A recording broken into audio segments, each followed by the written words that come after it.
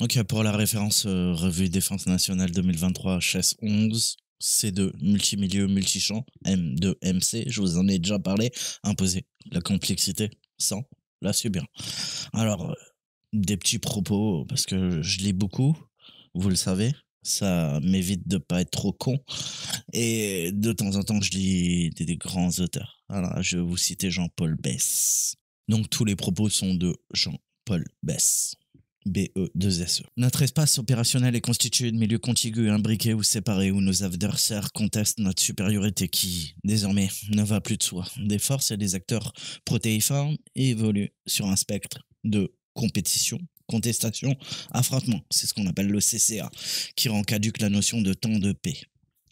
Organisés en système, et en système bien plus complexe, nos adversaires, nos compétiteurs font de la surprise stratégique une norme en troublant notre perception de leurs organisations.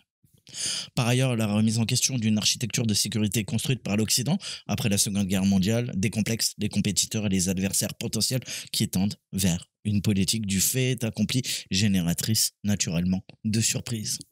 Les éléments menaçant notre liberté d'action sont de deux natures. Des modes d'action visant à contourner notre puissance via naturellement la dissémination des moyens de génération récente d'une part et le développement de capacités spécifiques d'autre part, utilisant l'ensemble des champs de confrontation que sont le spectre électromagnétique et le champ informationnel qui viennent compléter les milieux terrestres, maritimes, aériens, spatial, cyber.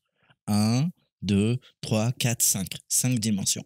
Les agressions visent à exploiter nos faiblesses en imposant un tempo rapide, je te parle de rythme opérationnel, et en capitalisant sur la difficulté à appréhender naturellement la complexité de nos adversaires. Donc il nous revient donc de pénétrer leur espace opérationnel et de définir vers nos objectifs des chemins qui exploitent leurs faiblesses.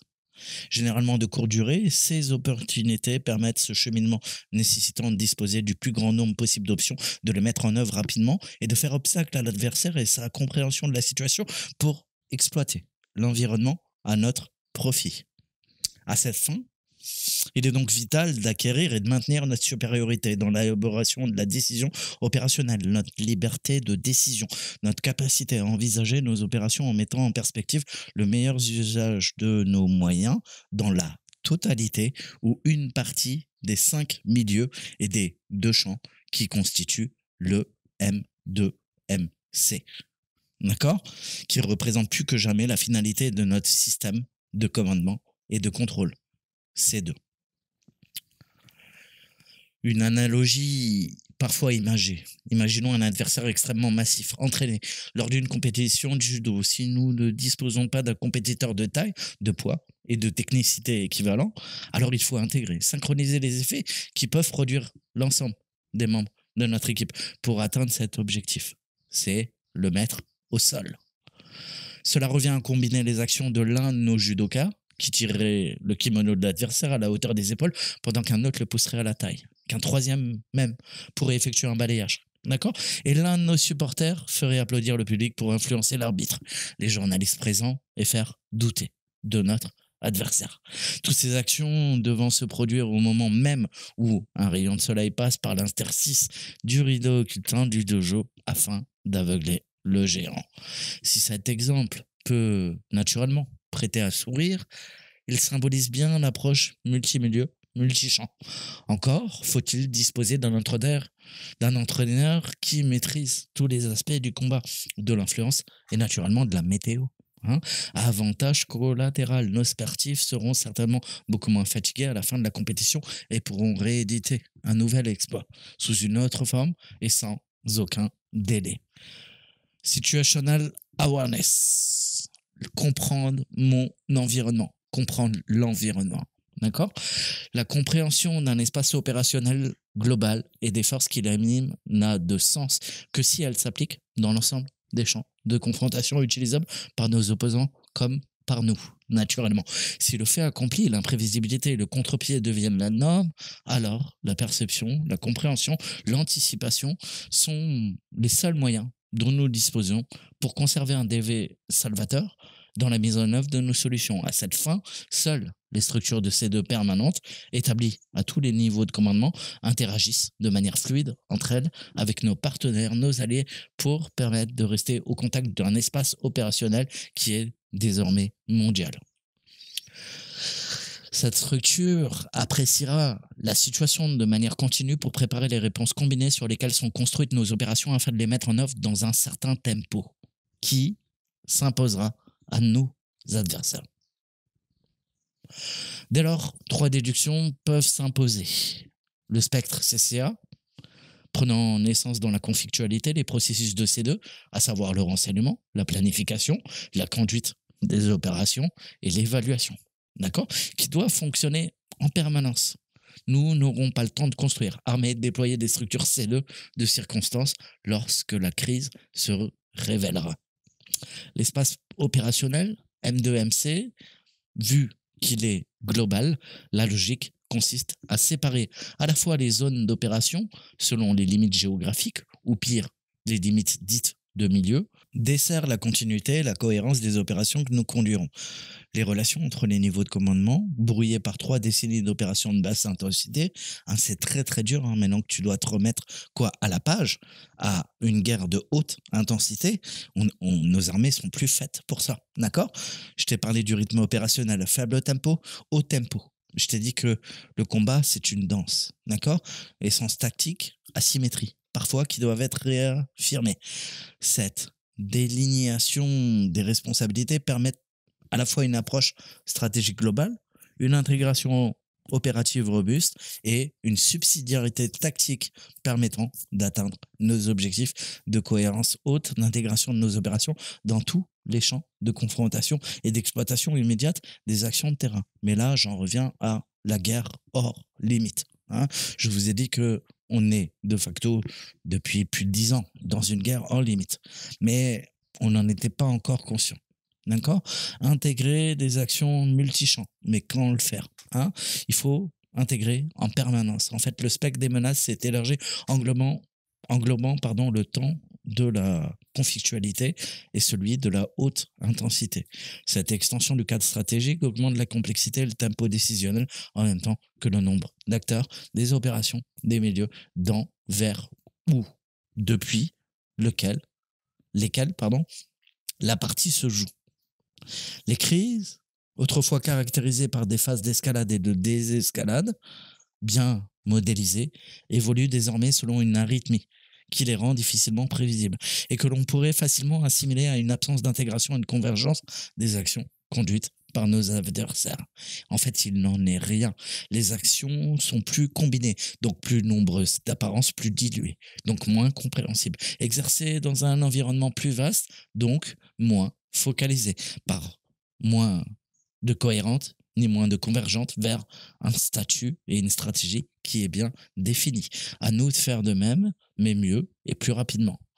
Dans ce contexte, nos actions, autrefois juxtaposées, parfois synchronisées, conduites par les seules composantes classiques, terre, mer, marine, ne permettent plus d'agir face à ce type d'adversaire qui va utiliser tous ses atouts à sa disposition, qu'ils soient légaux ou non. Seule une intégration maîtrisée de l'ensemble des effets produits dans tous les champs de confrontation permettra d'atteindre nos objectifs, de protéger efficacement nos vulnérabilités et de maximiser notre survivabilité. Elle conditionne également notre capacité à durer et générer le meilleur rapport coût-efficacité. Intégration. Pourquoi faire de l'intégration M2MC? Intégrer, d'abord, c'est maîtriser le temps. Le temps, c'est de l'argent. Le temps, c'est le pouvoir, Chronos, le dieu du temps. D'accord? La maîtrise du temps constitue l'un des enjeux au niveau de notre serveur de command and control M2MC. D'accord? Je vous ai dit le tempo, le rythme opérationnel. Je vous ai dit qu'il y a un temps long, il y a un temps court, il y a un temps technologique. Le temps long, c'est les fonctions de cohérence qui sont la veille, la planification, la simulation, le wargaming. Je vous en parle tout le temps, qui définissent à la fois la guerre que l'on doit faire, mais également, si on doit parler du temps court, c'est à la fois identifier, saisir toute opportunité issus, qui sont issus des fonctions de renseignement, ciblage, évaluation des effets pour faire la guerre. D'accord? Avec ce qu'on peut faire et ce qu'on voudrait faire. D'accord?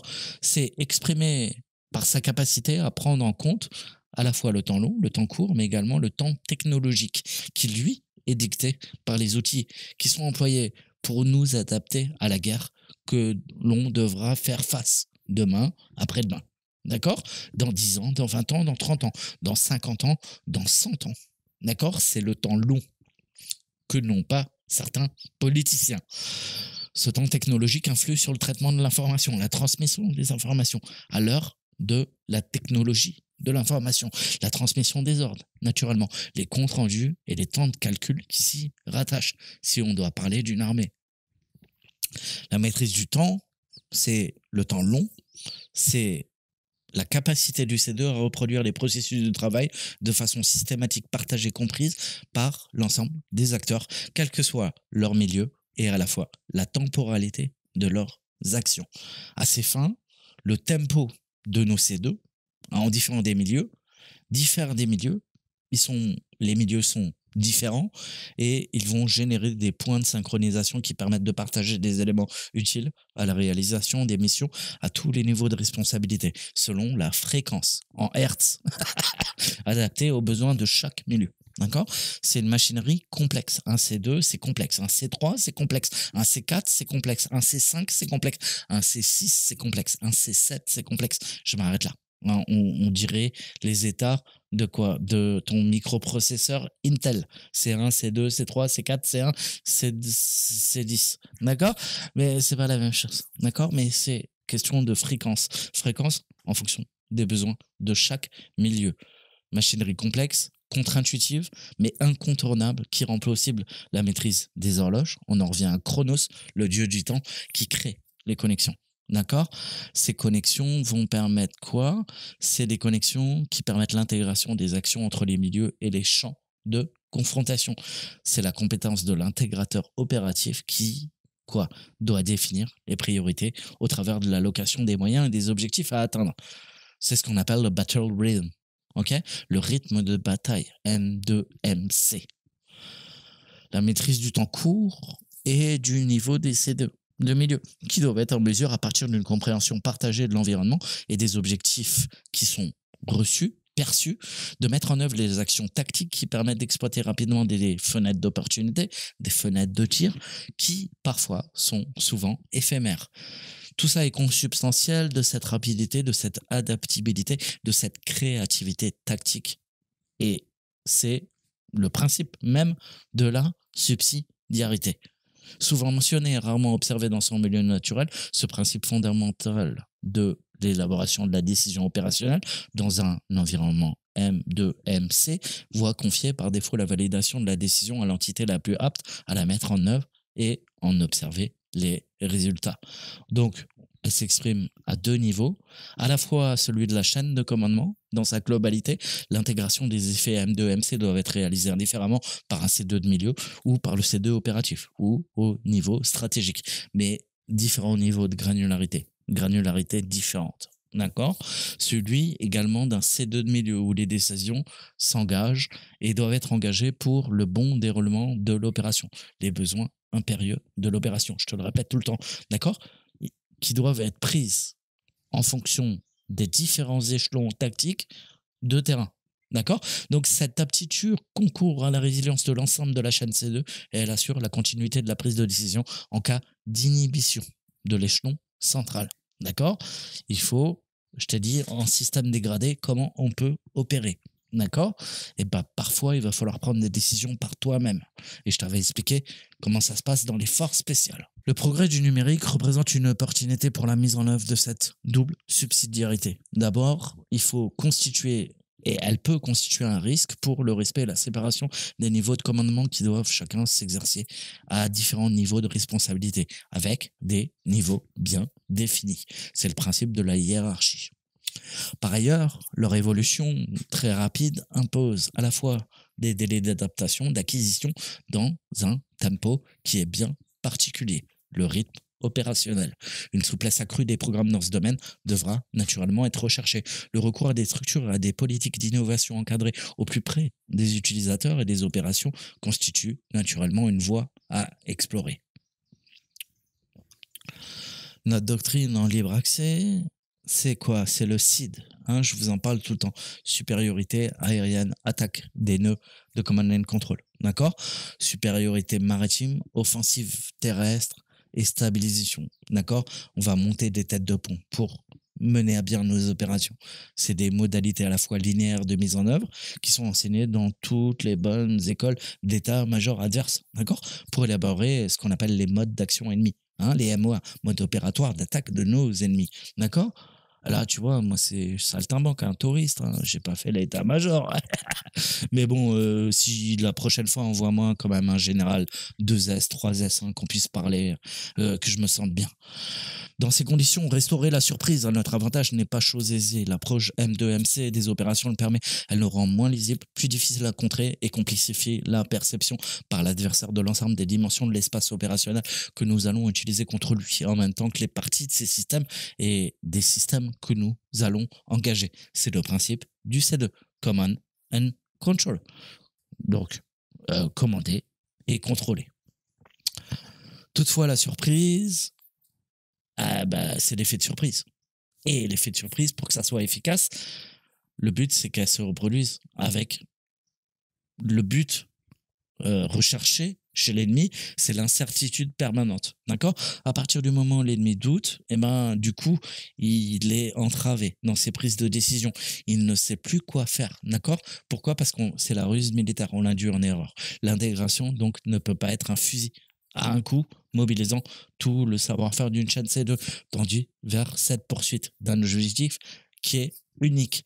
Elle doit être continue par défaut dans la conception et l'exécution des opérations, et c'est ce résultat visé dans l'ensemble des processus aimants qui animent ce C2. D'accord? Ces processus, ils existent, et l'évolution vers l'approche M2MC des opérations, ça remet pas en cause leur validité.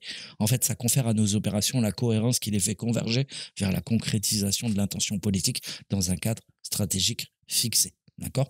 Puisque c'est le président qui décide. De toute façon, c'est lui qui est en haut de la chaîne de commandement. En peu de mots, ces processus de C2 nous garantissent à la fois que nous faisons la guerre et ce qu'on doit faire, d'accord? Pas celle qu'on voudrait faire, d'accord? Ou qu'on voudrait qu'on fasse. Donc, tu as bien compris que eux veulent nous pousser à un certain type de guerre. On va, nous, leur imposer notre type de guerre. Et ça fait toute la différence. Donc, il nous revient désormais de les connecter, d'accord, de manière intégrée, de les accélérer et d'imposer notre tempo, imposer notre rythme, imposer nos volontés à l'ennemi, tout simplement. Intégrer aussi pour accéder. Alors, accéder à quoi? L'espace opérationnel de notre adversaire. L'accès à l'espace opérationnel de l'adversaire peut être dénié, d'accord, par des moyens, des modes d'action qui s'affranchissent de notre supériorité à la fois technologique et opérationnelle, qui est disputée également, d'accord, puisque c'est une guerre. C'est la prise en compte de l'ensemble des champs de confrontation qui augmente la complexité de notre compréhension de cet espace. Ça va démultiplier également les points de vulnérabilité de nos adversaires, puisqu'on ne peut pas se protéger de tous nos adversaires. D'accord? Donc, il nous revient donc de comprendre à la fois c'est l'esprit red teaming, ces vulnérabilités, comment ils peuvent les exploiter, comment nous on doit les exploiter, comment on doit les combiner pour comprendre en fait, et comment l'ennemi va cheminer sur ces lignes de moindre force, d'accord, pour pouvoir nous attaquer. Si on agit de la sorte, alors on maximise les bénéfices de nos actions en diminuant notre exposition. Hein, c'est ce qu'on appelle plus communément la surface d'attaque. D'accord? Je te dis que la surface d'attaque est omniprésente. D'accord? Toi, tu as une surface d'attaque. D'accord? Ton pays, il a une surface d'attaque. Tes systèmes d'information, ils ont une surface d'attaque. Ton matériel militaire, il a une surface d'attaque. D'accord? Etc. Etc. Etc. Donc, le but, c'est d'augmenter cet avantage. Encore une fois, on va pondérer entre un ratio, un rapport entre les risques et les bénéfices en termes d'investissement. Le but, c'est l'obtention d'effets qui servent à la fois nos objectifs et qui permettent de trouver des solutions à la fois pour entrer, agir chez l'adversaire et repartir en douce, j'ai envie d'ajouter. En outre, l'intégration des effets produits dans une grande variété d'acteurs est de nature à combler l'absence de certaines capacités spécialisées et diminuer les risques liés à leur mise en œuvre. D'accord? On a un effet dans un milieu et un effecteur dédié. Pour quoi? Substituer, changer de paradigme, cette approche, ok, c'est bien, mais on peut passer d'un effet dans un milieu pour un effecteur dédié à un effet résultant de la combinaison de plusieurs effecteurs dans plusieurs milieux. D'accord? Donc, on élargit le champ des possibles. Je ne vais pas rentrer dans les détails, c'est pas mon métier. À titre d'exemple, en haute intensité, hein, on parle de la guerre, l'acquisition, le maintien, le rétablissement de la supériorité aérienne. Et ça a toujours été, hein, ces 40 dernières années, l'OTAN a toujours eu quoi?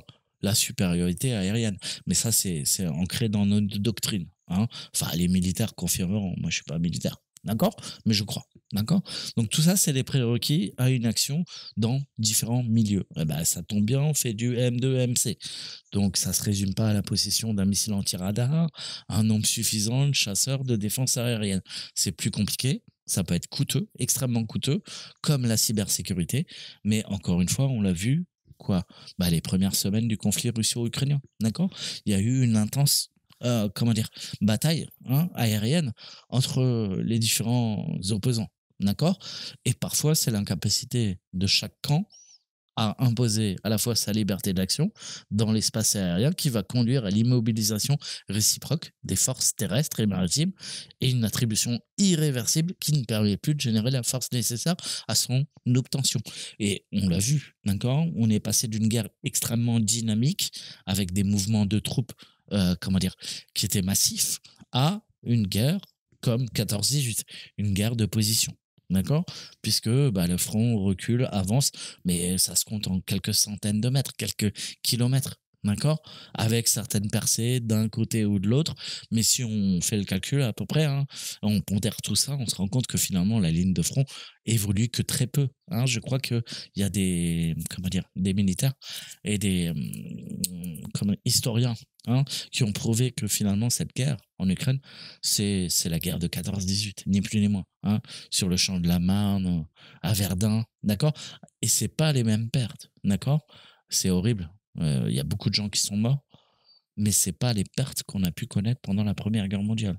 Mais ça reste une guerre de position. Alors, la combinaison des effecteurs aériens, hein, si on fait du renseignement électronique, de la guerre électronique, du cyber, d'accord? On va dégrader les C2 de nos copains, d'accord?